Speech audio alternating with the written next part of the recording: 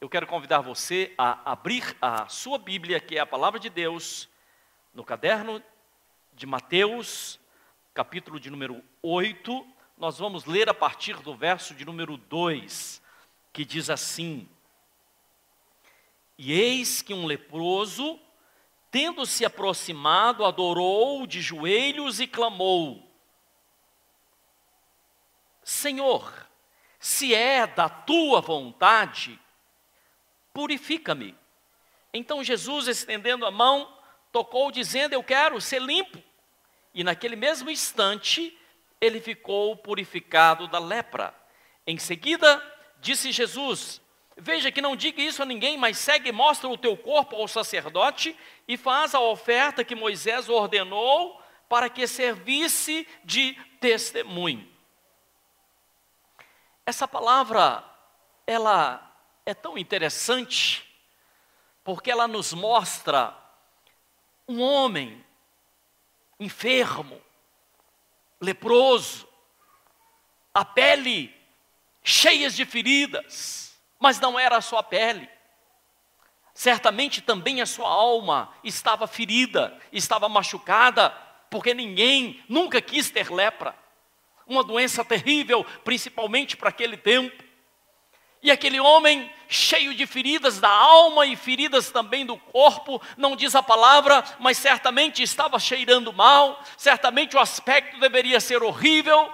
E aquele homem chega até o Filho de Deus. Ele chega até Jesus. É um encontro maravilhoso de um homem cheio de lepra, todo enfermo, todo confuso, com a vida totalmente desarrumada, e chega diante do Filho de Deus e tem um encontro maravilhoso. Talvez você esteja dizendo: eu conheço essa história, mas aquele leproso certamente era a minha vida, era eu que estava naquele lugar. Porque às vezes, quando nós chegamos diante do Senhor, chegamos no estado tal de enfermidades da alma, não é verdade? De enfermidades do corpo, chegamos e temos esse encontro maravilhoso com o Senhor. E Jesus, cheio de compaixão, ouve aquele homem, acolhe aquele homem, não dificulta a vida daquele homem, pelo contrário. Nós podemos entender que o amor de Deus para com o ser humano é algo maravilhoso. O amor de Deus para com o ser humano, a paixão do Senhor para com a sua vida é algo maravilhoso. Deus é apaixonado com você. Será que você crê nessa palavra ou não? E aquele homem, ele buscou a pessoa certa, no lugar certo. Ele não foi a um outro lugar, ele não procurou uma outra pessoa, ele não foi atrás de coisas que na verdade são fantasiosas, ele foi diretamente, ele não buscou um outro homem qualquer, ele foi até a pessoa de Jesus. A palavra de Deus nos fala, no Evangelho de Mateus, capítulo 7, verso 8, diz que quando nós buscamos, nós encontramos. Quando nós batemos, a porta se abre. Então tudo aquilo que você procura, você encontra. Aquele homem procurou a Jesus. Aquele homem procurou a sua cura. E eu quero que você entenda uma coisa, querido. A situação de um leproso, naquele tempo, era uma coisa terrível. Os leprosos eram indesejados. Os leprosos eram colocados para fora da sua casa. Os leprosos não se alimentavam juntamente com as demais pessoas. Os leprosos eram totalmente excluídos. E aquele homem, ele vence essa barreira. As pessoas poderiam apedrejá-lo, porque ele não podia entrar no meio de uma multidão, mas ele chega, ele se aproxima, ele vem até Jesus. E o que ele mais desejava, eu quero que você ouça o que eu vou te dizer. O que ele mais desejava era receber cura. O que é que você deseja do Senhor? O que é que você mais precisa? O que é que você está buscando e buscando de todo o seu coração? A palavra diz que o Senhor fará cumprir os desejos do seu coração. Será que você crê nisso ou não? Deus, Ele fará cumprir o desejo do seu coração. E a palavra diz que Ele fez aquilo que era necessário. Ele, aproximando-se de Jesus, ele reconhece a pessoa de Jesus. Ele diz assim: eu sei que o Senhor é o Filho de Deus. Algumas pessoas não viam Jesus como o Filho de Deus. As pessoas lá de Nazaré, onde Jesus fora criado, não viam Jesus como o Filho de Deus. Por isso Jesus não pôde fazer milagres em Nazaré. Onde não tem fé, não tem milagres. Onde não tem fé, não se recebe aquilo que Deus tem para ele. Onde não existe fé, não recebe, não aproveita, não desfruta daquilo que o Senhor tem para você. Entenda isso, por favor. E ele, aproximando-se de Jesus, ele disse assim: Senhor, se o Senhor quiser, se for o desejo do seu coração.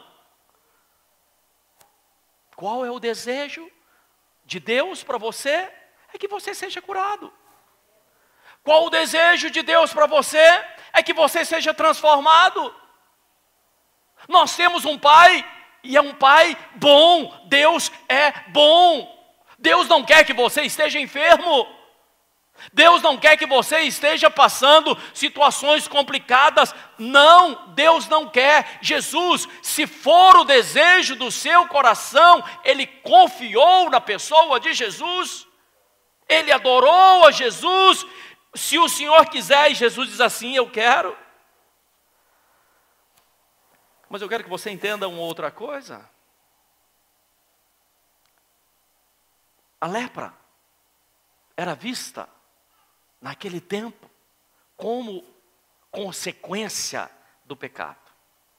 Aliás, o pecado é uma espécie de lepra, porque o pecado traz enfermidade. O pecado não só atinge a pessoa que peca, mas também as pessoas que estão ao redor. As pessoas sentem: olha, tem alguma coisa errada, tem alguma coisa que não está bem. Mas esse homem, além de ter um problema no corpo, certamente ele carregava esse problema na sua alma. Qual é o desafio que nós enfrentamos todos os dias? Qual é o desafio que você enfrenta, que eu enfrento também? Sermos limpos, sermos restaurados de tudo aquilo que na verdade tem trazido enfermidade. Senão, acabaremos como aquele leproso cheirando mal. Entenda isso. E o que é que pode ser feito? A primeira coisa que aquele homem fez foi aproximar-se de Jesus. Mateus capítulo 11, verso 28. Jesus dá um ensinamento, ele diz assim: vinde a mim. Ele diz assim: vinde a mim, vós que estáis cansados e sobrecarregados, você que carrega uma carga pesada sobre os seus ombros. Jesus diz: vinde a mim que eu vos aliviarei. É uma promessa da parte do Senhor. Vinde a mim. Aquele homem carregava fardos. O fardo era a enfermidade, o fardo era a discriminação, o fardo era a dor da alma que ele sentia. E porque ele teve fé, e somente alguém que crê pode dizer assim a Jesus: Jesus, se o Senhor quiser, o Senhor pode me limpar. Jesus, se o Senhor quiser, o Senhor pode me transformar. Isso é uma convicção de fé. Entenda isso, por favor. Jesus, eu sei que o Senhor pode fazer. Jesus, eu sei que o Senhor pode mudar a minha casa. Jesus, eu sei que o Senhor pode mudar a minha vida. Jesus, eu sei, é sua vontade. Claro, a vontade de Deus para a sua vida é boa. A vontade de Deus para a sua vida é perfeita. E a vontade de Deus para a sua vida é agradável. Será que você entende assim ou não? Mas se você não crer nessa palavra, como é que você vai receber? Por isso que Jesus ele teve que sair de Nazaré e morar em Cafarnaum. Era um lugar onde não era a sua cidade. As pessoas em Nazaré diziam assim: Jesus, esse aí eu conheço. Esse aí é o filho de José, é o filho de Maria. Seus irmãos, olha, estão sempre com a gente. Jesus, não, olha, ele sempre está ali conosco, conversando. A gente brinca, a gente corre, não sei o quê. Não, eu acho que não. Eu acho que ele não é o filho de Deus. Eu acho que ele está com problema de cabeça. E Jesus não pôde fazer muitos milagres. Na igreja, quando a igreja não crê, quando as pessoas são duras de coração, como é que Deus vai fazer milagres? Mas se na casa onde as pessoas são de coração endurecidos, como é que Deus vai fazer milagres? Mas quando nós abrimos o nosso coração, quando nós cremos na pessoa de Jesus, querido, os milagres acontecem. Por isso abra o seu coração para deixar Deus entrar. Abra o seu coração, porque Deus vai fazer uma obra poderosa na sua vida, em nome de Jesus. E aí nós perguntamos: por que será? Por que será? E por que é que nós deduzimos que ele tinha 2 tipos de enfermidade? E até perguntamos: será que a enfermidade da alma não pode deixar para depois? O que é que Jesus precisa curar primeiro na nossa vida? Qual a primeira obra? Uma coisa são as enfermidades da alma, outra coisa é a enfermidade do corpo. Mas uma alma enferma traz enfermidades para o corpo. Uma certa feita, diz a palavra de Deus em Lucas capítulo 5, que trouxeram até Jesus um paralítico. Aquele homem nunca havia andado, aquele homem foi carregado até o meio da sala onde Jesus estava, e as pessoas curiosas estavam ali olhando: deixa eu ver ele fazer esse milagre, deixa eu ver a perna do paralítico se esticando, deixa eu ver esse paralítico levantar e sair correndo. As pessoas começaram a ter esse desejo, e Jesus diz assim: paralítico, os teus pecados te são perdoados. E eles disseram assim: mas que bonito, hein? A gente está esperando ele fazer o paralítico levantar, e ele está falando que pecados são perdoados. Não é isso que nós queremos ver. Mas os pecados são, na verdade, enfermidades da alma.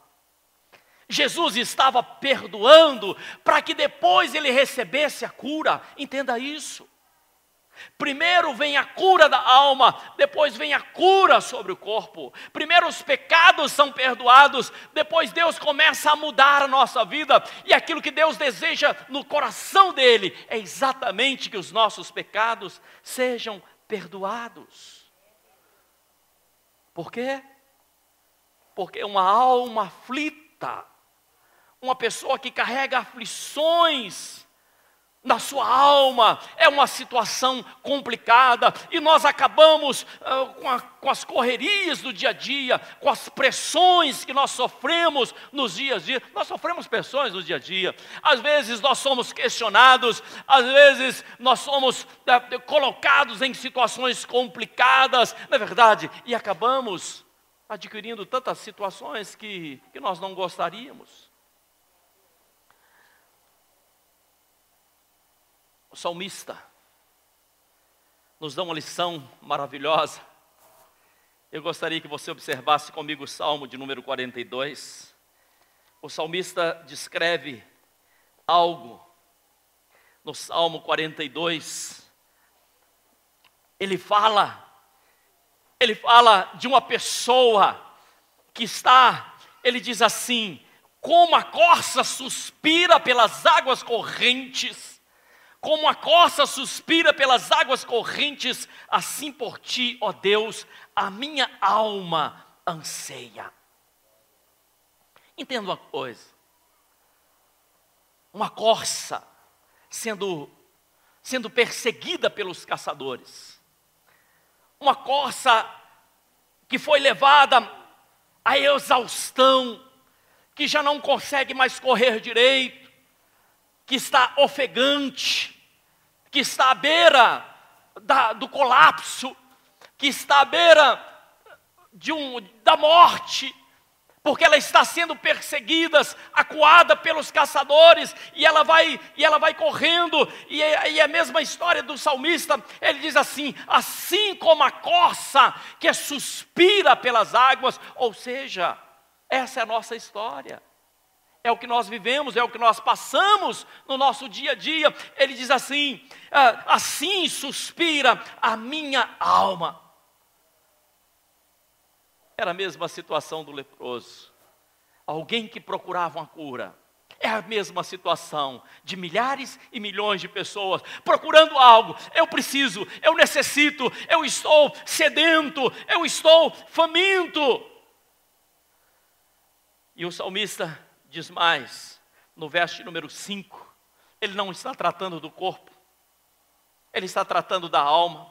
Salmo 42, 5, ele diz assim, ele fala para a alma dele: por que é que você está abatida, minha alma? Por que é que você está abatida? Ele falando com a sua própria alma, e aí ele mesmo dá resposta: por que é que você angustia dentro de mim?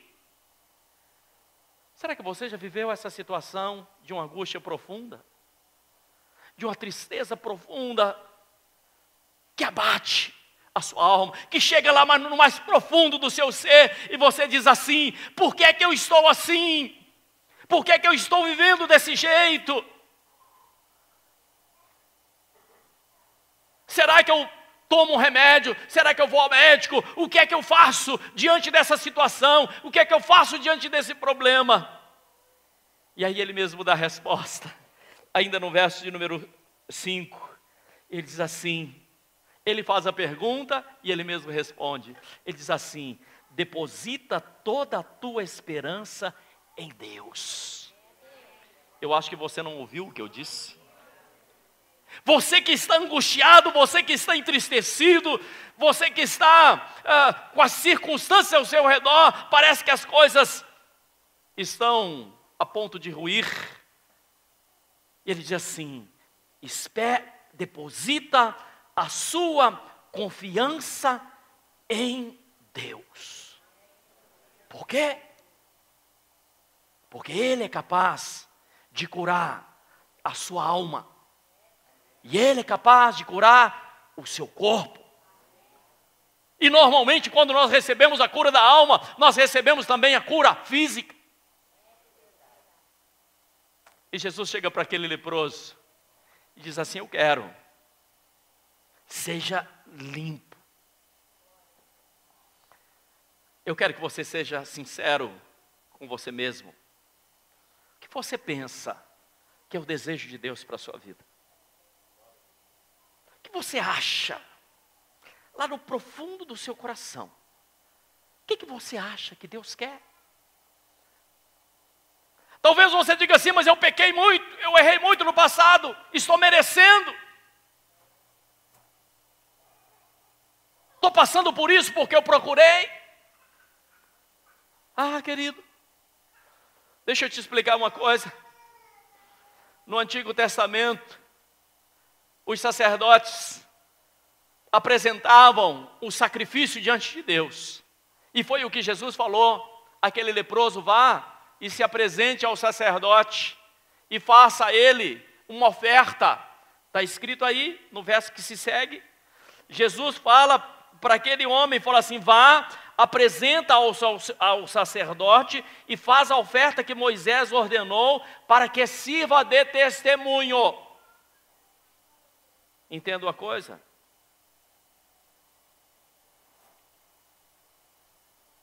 No Antigo Testamento, matava-se animais, derramava-se o sangue para pagar pelos pecados.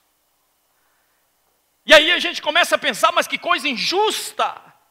O que é que o carneirinho tinha a ver com isso? O carneirinho não pecou? Não é verdade? Aquele animalzinho não cometeu nenhum mal, pelo contrário. E deveria ser um animal sem mancha, puro, que não tivesse enfermidade.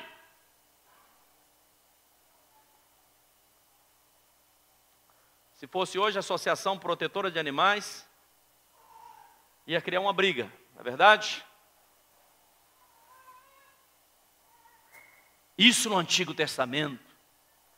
No Novo Testamento, nós temos um outro cordeiro, que também não pecou, que também não errou, que também não fez mal a ninguém, mas ele morreu por mim, e ele morreu por você. Ele se chama Jesus.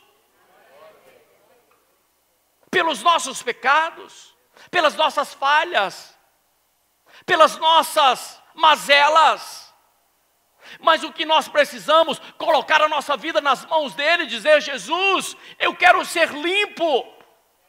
Talvez o seu problema não seja no corpo, mas seja na sua vida espiritual. E Jesus diz assim: vá. E nós precisamos chegar na presença dele e dizermos assim: Jesus, eu quero ser limpo dessa situação. Jesus, eu quero uma vida mudada. Jesus, eu quero uma família abençoada. Jesus, eu quero o novo que o Senhor tem para a minha vida. É o desejo do Senhor, e certamente Deus vai afirmar: é o meu desejo. Eu quero, seja limpo, seja limpo. Eu quero convidar você a fechar os seus olhos. Onde você se encontra, coloque a mão sobre o seu coração. Talvez você olhe para você e faça um paralelo em relação àquele leproso, e talvez a sua vida esteja mais ou menos semelhante daquele homem. E se teve jeito para aquele homem, tem jeito. Coloque a mão sobre o seu coração, onde você se encontra. Pai, em nome de Jesus, que o Senhor possa nesse dia de hoje visitar essa vida, tomar essa vida em tuas mãos, tirar toda a enfermidade, tirar todo o mal, tudo aquilo que não provém do Senhor, Pai. Venha transformar, venha mudar poderosamente, que haja arrependimento, que haja nesse instante, ó Senhor, uma busca, uma procura, que pessoas possam aproximar do Senhor e da sua palavra, para receberem o excelente, a cura, o melhor que o Senhor tem para essa vida. Amém, amém, e graças a Deus. Dê uma forte salva de palmas a Jesus. Glórias a Deus. Aleluia, aleluia.